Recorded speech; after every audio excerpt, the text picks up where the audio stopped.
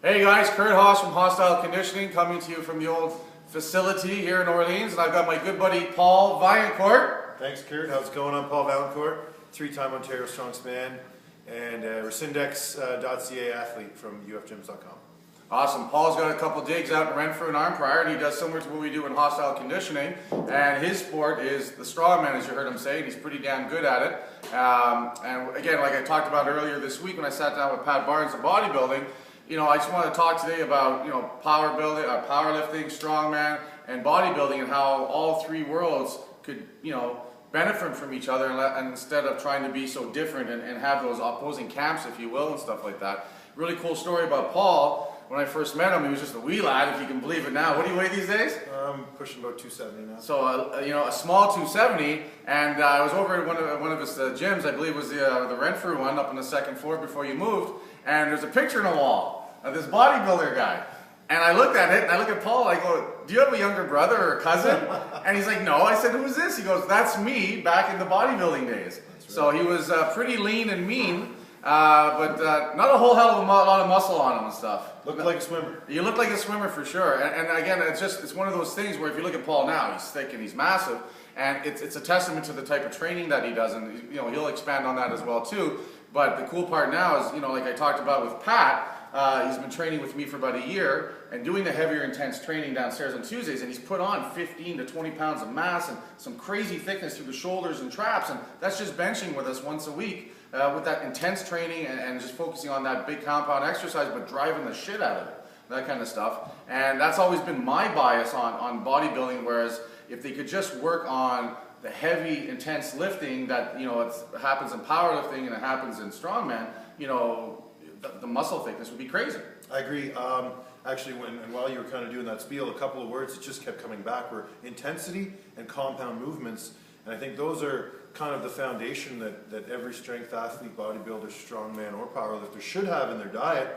And I mean, strongman and powerlifting are pretty closely related in terms of the gym training that goes on. Compound movements, high intensity movements. The main, kind of like the redheaded stepchild of the three would be the bodybuilding, but I think those guys can definitely benefit. As you said, your guys put on a lot of thickness. They're going to build a lot of muscle density, lifting the heavy compound movements, and then they can always refine it later, with your more bodybuilding oriented type, concentration training. Absolutely, and I think the big thing too with like I said about powerlifting and even strongman to a certain degree is that we get caught up in this, I have to be big, and I agree, you want to build size, but the sloppy fatness doesn't help. Not at all. You can't flex fat.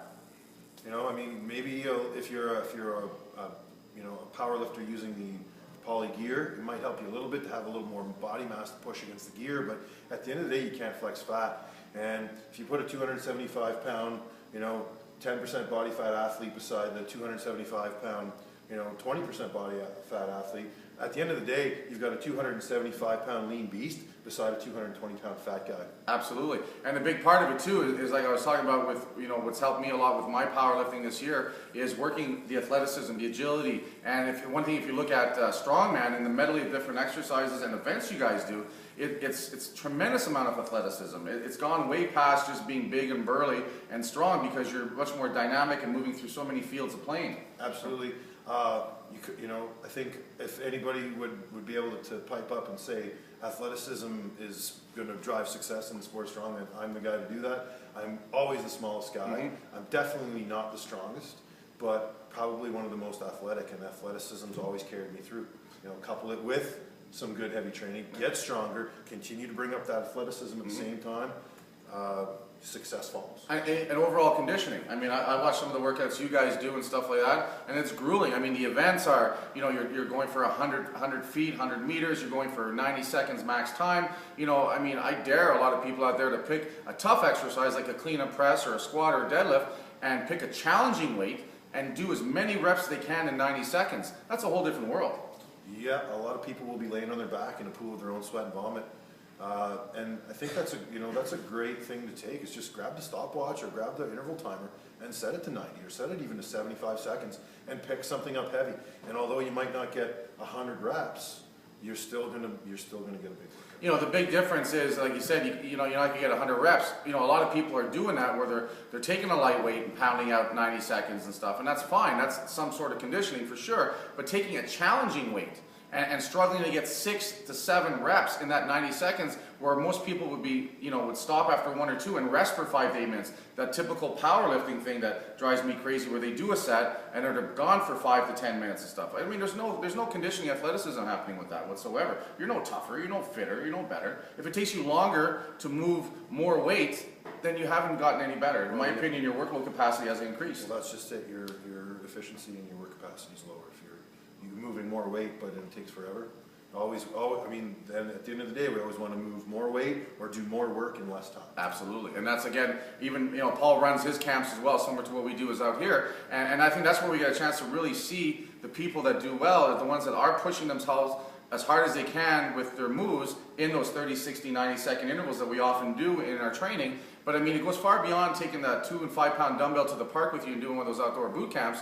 When you're sitting there and you've got, hey, listen, you know, you tell Mr. Jones that this is a little too light, grab a heavier kettlebell, grab a heavier sandbag, and let's do it. And you would change on the fly and you push them hard for that 60 seconds. That's going to make a big difference. Absolutely. The work. You know, Yeah.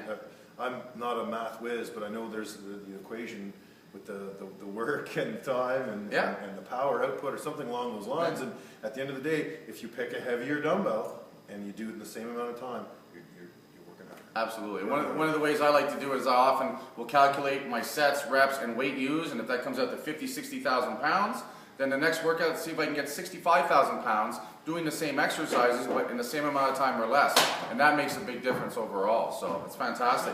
Again, I want to thank Paul for shooting this video with me. It's always a pleasure to have him and stuff like that. Check out his stuff at UF Fitness Gyms. UFgyms.com. UFgyms.com. Lots of cool training, a lot of cool blogs, and he's a madman. He's got a couple cool seminars coming up. So get on there, find out what's going on, and learn and educate, and then train. Curdhos from Hostyle Conditioning. Thanks, brother. Man, did I